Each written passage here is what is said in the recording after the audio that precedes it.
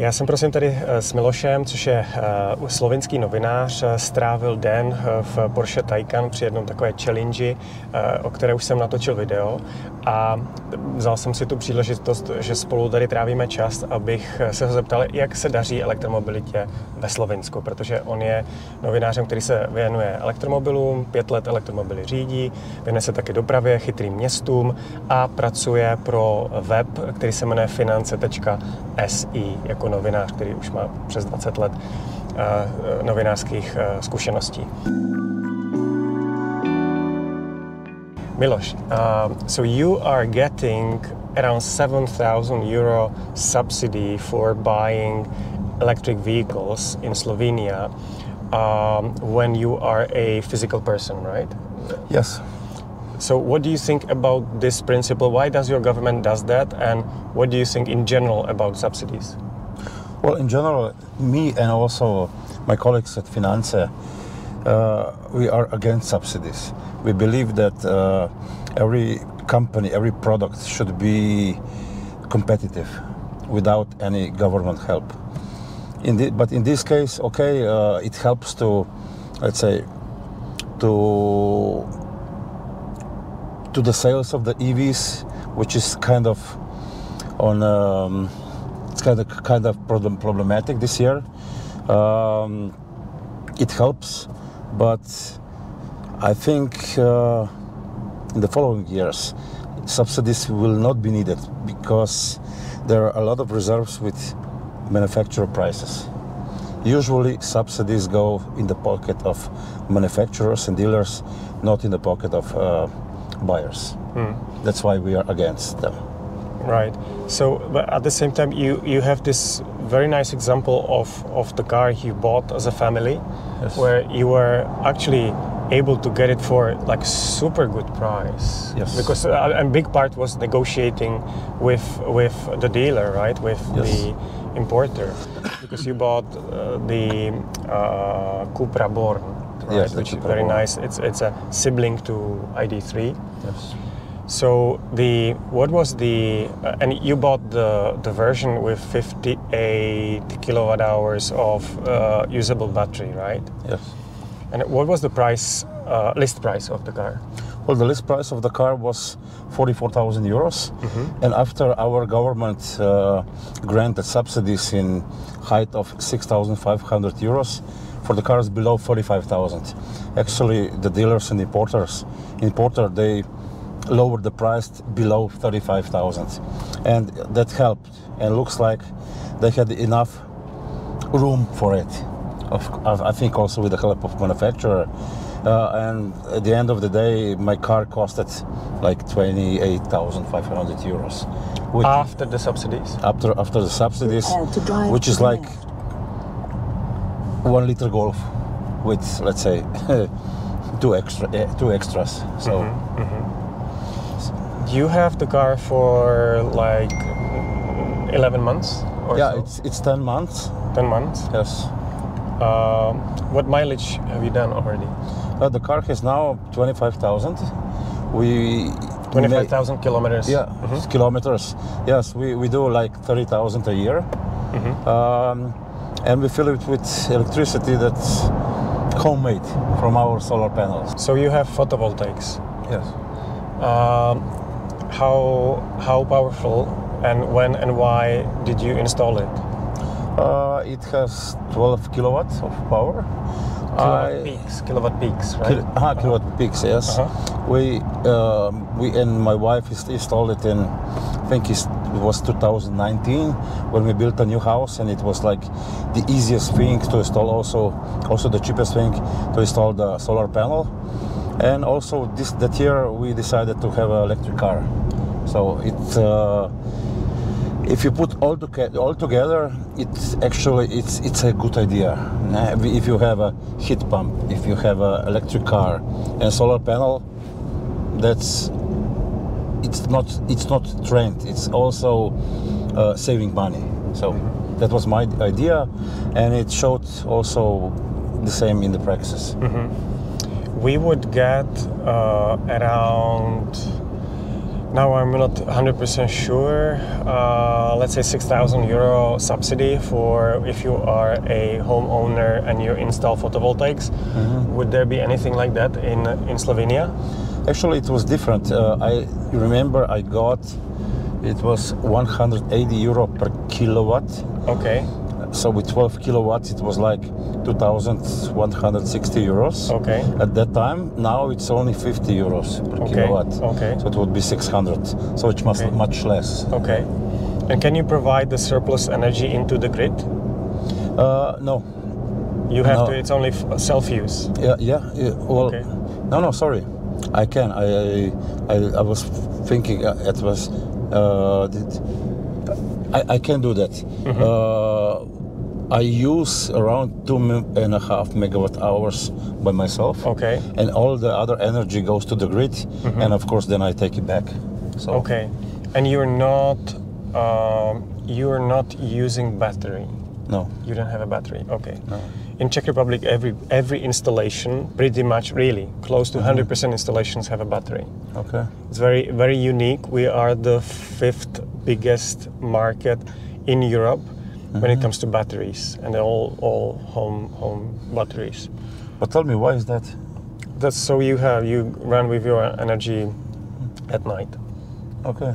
That you utilize your energy, and the fact is that in many places or many streets or parts of the cities, especially where I come from, the South Moravia region, we are not allowed to feed the energy into the grid.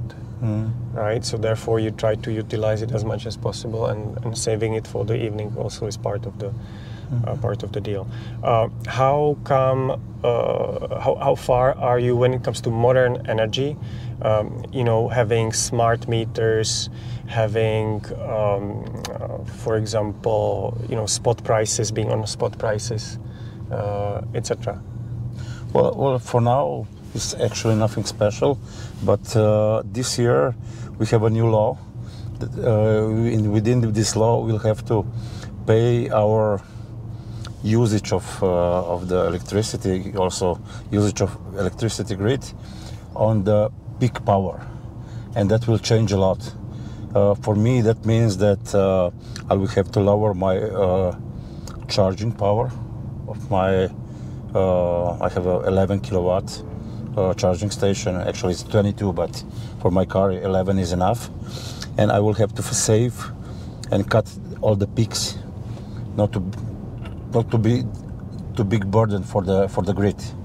This is something it has changed this year. So, and I use electronics to do that. So it's not manual. Smart. This is smart and home's energy, smart home energy assistant or something. Yes. Like that. Okay. Yes. It's home energy management, right, or whatever. Yeah. Back to the electric vehicles. What is the level of adoption of electric vehicles in Slovenia? Slovenia is a beautiful country, and a lot of Czechs would like the country, right? Because we travel through when we go to Croatia, and then it's also because it's beautiful in itself, right? The mountains and the sea, right? And it's and also the language and culture is similar, right? So yes. So how about the adoption? Well, I remember like 5, 6, or 7 years ago, all people, especially foreigners, said that Slovenia is ideal for an electric car because it's small, because you need like 2 or 250 kilometers to come from the north to the south, and it's quite appropriate for also for smaller ranges of the batteries. From that time, the adoption was quite well. Last year, the market share of EVs were above 8%, which is quite okay. It's not Germany. And you mean battery electric vehicles? So no plug-in hybrids? No plug-in hybrids, yes. 8%, okay. Which is quite okay, but also it helped, the subsidies helped a lot. But this year it fell to 4 to 5%, which is quite disappointing. And the subsidies are even higher. That means that Well, the electric cars are still too expensive, and people are afraid of them. There were a lot of bad news in the media, and people did they catch fire and stuff?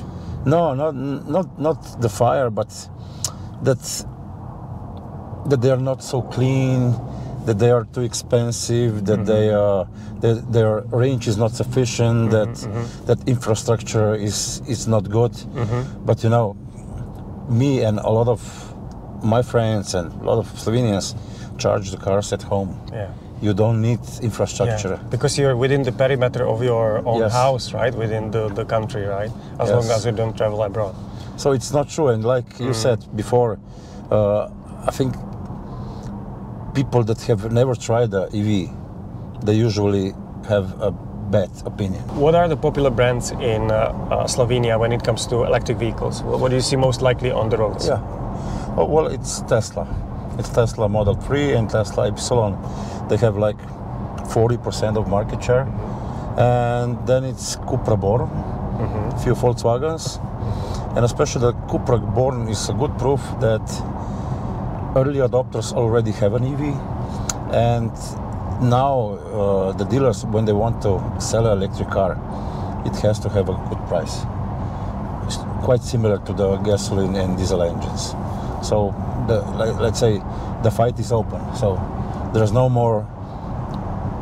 extra value for the new buyers when it comes to EV. It's just a good price. That's interesting. Yeah. What do you think about our traditional European brands in? And by the way, how about the Chinese cars and Chinese-made cars? Right, the Model 3 is Chinese-made. Yes. Volvo is Chinese-made. Yes. Some of the BMWs are Chinese-made. Yeah, New electric Mini is Chinese-made, right? And then obviously the BYD, MG, Neo, Zeekr, Xpeng, these things. Yes. How? Well, if you look at Chinese-made cars that are, let's say, European brands, people don't even know and they don't care. Yeah. Which is kind of normal. The cars are well made. It doesn't matter where are they made. Yes. And Chinese brands are like, well, they are coming slowly. And there's only one brand that's quite successful. It's MG. But they are successful with the gasoline BSUV ZS, not with the electric ones. So I think their time will come, but not so fast. What do you think about the import duties? Because MG is the most hit by them. Yes. It got extra 35%. Yeah. Because it's this, non-cooperative manufacturer, right? The state-owned SAIC. Yeah. So what do you think? How because on one end many people you are against subsidies, but at the same time the import duties are distorting the market just as well, right? So subsidies are wrong on EVs, but import duties on Chinese EVs are fine. It's the same principle. Well, like you said it's the same. And if we are against subsidies, we are also against import duties.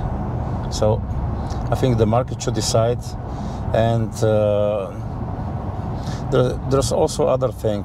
I know that China will fight back, and there are a lot of European manufacturers that or export to China, or even they make cars there, and this will be bad for the European companies. It is already bad. It is already bad, yes. Because there's a major decrease in sales for the, let's say, foreign brands. It's not only European brands, also American and Japanese brands, right? In China, that they simply stopped buying those joint venture products, right? Yes. And it's serious, right, for the European brands already this year. Yeah. So not a good idea. And on the other hand, you know what Chinese have proven? They don't care for the tariffs, for the customs, because none of them have raised prices after they were hit by tariffs. Also MG, like you said, it's like 10% plus 35%. And the prices are the same, or some prices have even fallen. I know there's an MG4 in Slovenia, which is not quite successful, but they started with a bigger battery. The price started at 37,000. Now it's 31,000 euro, minus subsidy. And with this price, Chinese are already paying higher tariffs. So they're not going back. So it's a real fight. How about the charging infrastructure, the public one in Slovenia? I think it's okay. It's around 1,500 public chargers. There are also quite a lot fast charging stations. And like I said, people who own or want to own electric car, they should have home charging. They should have office charging. Public chargers are only for when you need some extra energy if you drive, let's say, on a long trip. So it's not like for every day, because it's also quite expensive. EVs are good if you charge them at home, where electricity is, or at work, right? Or at work, where the electricity prices are still quite low. Reasonable. Reasonable, yes. It's not going to be possible in Czech Republic, because around half of the population does not have a dedicated parking space, because they live in blocks of flats, or they simply don't have their own front yard where they could be charging, right? So the public charging will be very important.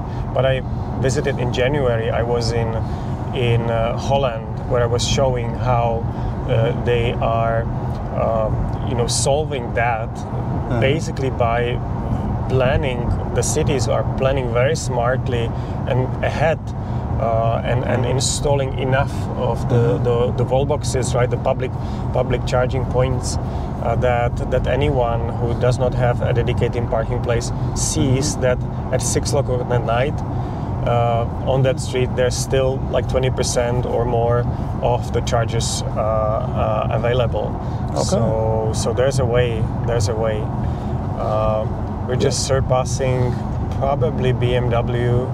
Yes. New generation, right? Connected test vehicle, BMW. Oh, yeah. It is. Looks like Series 5, right? Yeah, it's touring one. Yeah.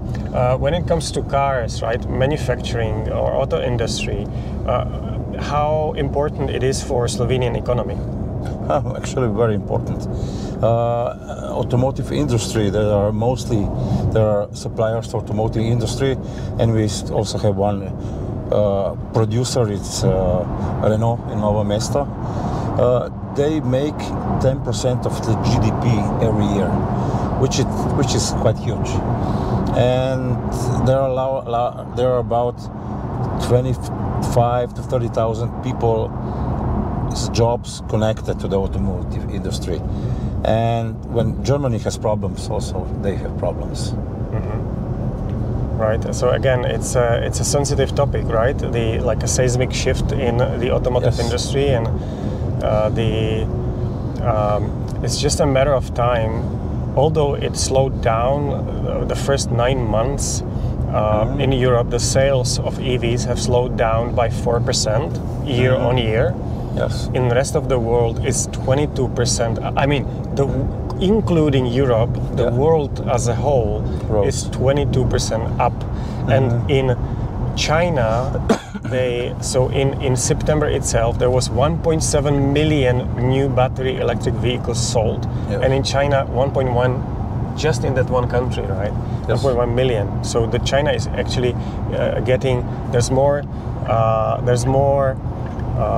electric vehicles being sold every month than combustion engine cars, right? So the revolution is here, and is here to stay. Yeah, I think so.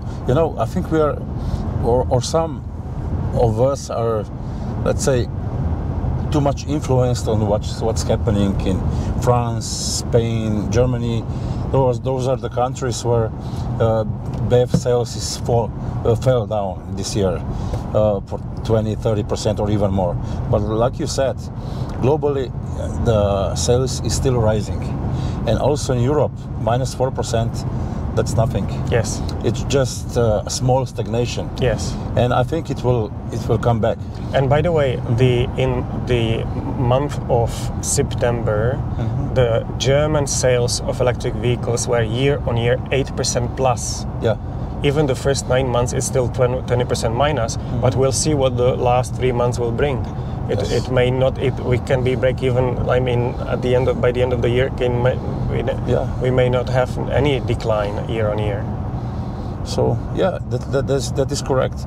Maybe we all expected 50, 60, 70% rise every year. Yes. But it's impossible. It cannot happen every year. And this year was a year of stabilization or a small decline. But I think next year, in 2026 and so on, the EVs will kind of prevail, but maybe with not 60-70% rise every year. Yeah. So they will go slowly up. Yeah. So what do you think actually will happen in 2025? Because so far the manufacturers would have to pay like relatively high fines for every gram of CO2 their fleet is above 95 grams on average, right? Yes. Based on the WLTP measurements. So will they drop prices next year so they are more competitive, and therefore they sell more volumes on EVs? Yes, actually it's all math. It's quite simple to calculate, but quite hard to do it in practice. What they need to do is to sell more EVs and to sell less ICE cars, especially those with high CO2 levels. And to sell more EVs, how do they do that? With lower prices. So actually they will need to be even more competitive. And on markets where there are no subsidies, they will have to actually subsidize the price by themselves. And I think Luca De Meo said, the CEO of Renault Group, that if they will not do that transformation, they will have to pay around 15 billion euros of penalty, all the manufacturers together. And that's quite a lot. So. By the way, what is your opinion that there are major differences between manufacturers like BMW and Mercedes in how they're successful in selling their electric vehicles? Yes, I watched both manufacturers quite closely for several years, and what I saw that BMW, when they came out with first EVs and also first plug-in hybrids, they had all very small price difference comparing to diesels and gasoline cars. So they were like pragmatic, and that's why they have quite good sales of all the models. Mercedes, when they came with first EVs, and suddenly they had like 7, 8, they wanted to charge extra charge to the customers, and this is like paying back. Their cars were too expensive. Simple as that. So it's, we at the end of the day, we are always coming back to the price. Also with the premium brands, where buyers are supposed to be not so, the sensitive. Price sensitive to the price, but they are. Why shouldn't they be? And that's also what is actually brutally changing in China, right? That even the luxurious brands are not being bought by Chinese, and they prefer to buy the Chinese, the new brands coming, the Chinese brands like BYD, NIO, Xpeng, Zeekr, and you name it, because they basically redefine, those local Chinese brands redefine what luxury is. Yes. And luxury, for example, is that you have big screen and it's super fast. Yes. and it's connected to all their services they have in China, and you can pay through the car or whatever. Like Xiaomi, right? The mobile phone brand coming with a car which is super successful because it's good value for money, right? And it's high tech. Yes, you are Correct. Yeah, actually, Martin Winterkorn said the cars will become mobile phones on 4 wheels, but actually Chinese are doing that, not Germans. Yeah. And there are a lot of new brands in China, and they don't have a burden of tradition of 50 years building ICE cars, and they just go in direction of new mobility, big screens, a lot of digitalization, and this is more successful, you know.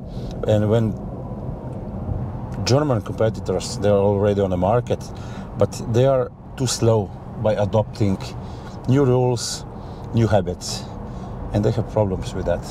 When you mentioned the 50 years of burden of history behind them, I think very, very questionable will be the topic of dealers. Yeah. Because now they are actively acting, most dealers, against the EVs because they are afraid that it will kill their business model, because their business model is about selling you overpriced oil when they're doing the maintenance, right? And I don't want to be harsh, because it's basically how they make living, because the margin on the cars themselves may not be high enough, so it's not sustainable for them. So therefore they need you to come every 15,000 kilometers back and pay like a decent amount of money for those 2 hours or hour and a half when your car is there, right? And with EVs, this will fall apart. This will fall apart. There won't be needed so many people in dealers, and it's also questionable whether, you know, because it's the direct sales, the Tesla model is strongly competing, right, against the dealership model. Yes. Yes, there are a lot of things are changing with dealers too. I think that they are not selling enough EVs is also one part of that. Many dealers don't believe in the EVs, and if you don't believe in something, they hate them. Yeah, they hate them. Not all of them. We have to be. Yeah. But if you don't believe in something, it's almost impossible to sell this. Yeah. And actually, they will need to transform. Well, EVs are coming; they are already here, but it's like the future. And at the end of the day, a good dealer will have to keep the customer. It doesn't matter which kind of technology it sells him; he will have to keep the customer. And there's also another thing: agency model is coming. Manufacturers want to save money. They want to keep more money and give less money to the dealers. It's a capitalism, so it's something to expect. And dealers will keep lower margin. So actually only good ones will survive. What is agency model? Agency model is like direct sales from manufacturers. The manufacturer defines the price, right? There's no negotiation on the dealership level, right? Yeah, there is the negotiation. It always have to be. Manufacturers cannot define the price. They can only recommend it. There has to be some freedom. But the fact is that dealers that will come under agency model, they will have less burden. They will not have their own stock. So they will be less financially viable, or more financially viable, but they will also have much smaller margin. And with 3 or 4%, you cannot give quite a lot of discount. Yeah.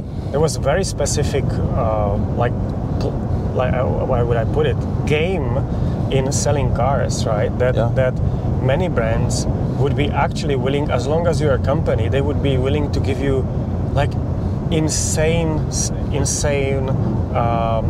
discounts just because you're a company, right? Yes. Like really insane. It's like 25%, even more, right? To bigger companies, right?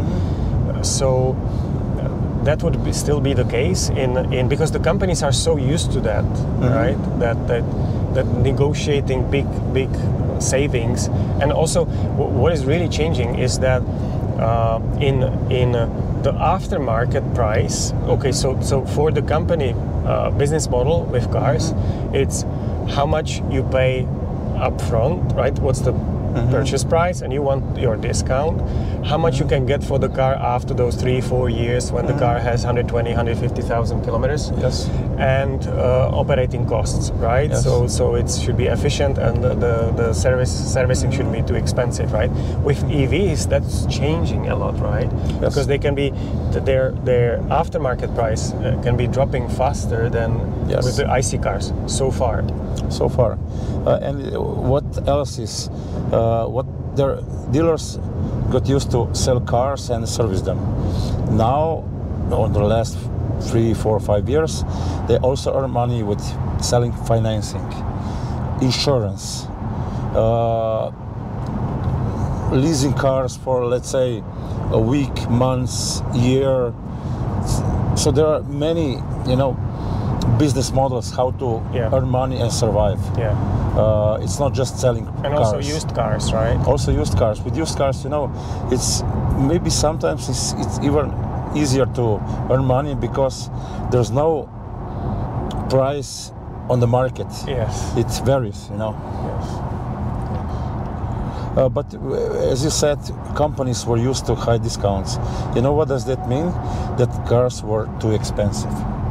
With agency model, I hope so. I suspect the price of cars will fall and there will be less room for any discount. Maybe companies will get 2-3%, but that's it. So when it comes to companies, we both recently saw this problematic thing, and we're going back to the subsidies, right? That in several countries in Europe, there are major subsidies for companies running the IC cars, right? Yes. And it's like billions of euros, right? Yeah, it's like 42 billions of euros per year in 5 biggest European countries, like Germany, France, Spain, Italy, and I think also UK, which is not the European Union, but doesn't matter. And it's not subsidies. It's like not taxable things. Things that should be taxed, but they're not. Basically, tax discounts. Tax discounts, yes. And these tax discounts are higher than subsidies for the EVs. But going back, no subsidies are good. So I think there should be no subsidies for EVs, and especially not subsidies for ICE cars. That's like stupidity, I think. What do you think when it comes to how realistic? Okay, Tesla has just shown 2 robotaxi vehicles, right? Yeah. That they have no steering wheel. They should be fully automatic, right? Like, when is that coming on European roads? I think as a phenomenon, right? Self-driving cars. I think we'll need at least 5, 6, or even 7 years. There are so many safety issues and responsibility issues also. And I think the legislation in Europe is more strict, and that is quite okay comparing to US legislation. I think in US they will be the early adopters for like robotaxis like that, and then they will also, I think, experience some accidents and so. Miloš, thank you very much. Of course. A question for you: do you think we will win today? I hope so. Yeah, and I'm quite certain. I guess we are in the first position, right? Yes. We need to check because we on the mobile app we can tell where are the I'll do others. that right now. Where are the others? But hopefully we are a few minutes ahead, and we are already 9 minutes and 981 kilometers in the race, or in the challenge, let's say. And we are doing 100 kilometers on average. So, by the way, like, what do you think? We are driving on, including charging, and within the charging stops, we, use toilets and we drank and and we got some food, etc. And we will be making that distance in approximately 1,100 kilometers in approximately in traffic, right? We just go slow as the traffic allows. So that's average this cross-European basically trip. It was across Germany. I should not across Europe because in Germany there were moments where we could go 180 kilometers. Yeah. But 100 kilometers per hour, the real speed. What do you think? Is it like, to me, it's like we were stopping like 3 times for like 14 minutes, right? Yeah, I think we would stop also with the ice car, and that we would achieve, I think, the same average speed, but with a powerful ice car, with like V6 diesel or V8. Mm-hmm. So this is like quite comparable with ice cars. Mm-hmm. But we have to know that this is a Porsche Taycan and that you can charge it really fast. Yeah. Really fast. Yeah. Because this allows 320 kilowatts of charging power. Quite sustained. There are only a few cars that allow that, you know. Yeah. And of course, this kind of charging is also quite expensive. So. No, not with Porsche. It's only around 35 euro cents. Yeah. Of course, with their charging card. Yes, with their charging card. It's somewhere here, right? Yeah. We have it somewhere here, maybe in my pocket or whatever. Yeah, you have to have subscription, but of course, it pays off. Yes. Yeah, but as a for first 3 years, when you get the Taycan, the subscription is part of the deal, part of the price of the car. Okay. Oh, that's cool. Thanks a lot. Yeah, of course, thank you also. A vám děkuji, milí diváci, za dosledování dalšího videa. Jsem Jan Staněk, tohle je kanál Electro Dad. Odebírejte a mějte krásný energický den.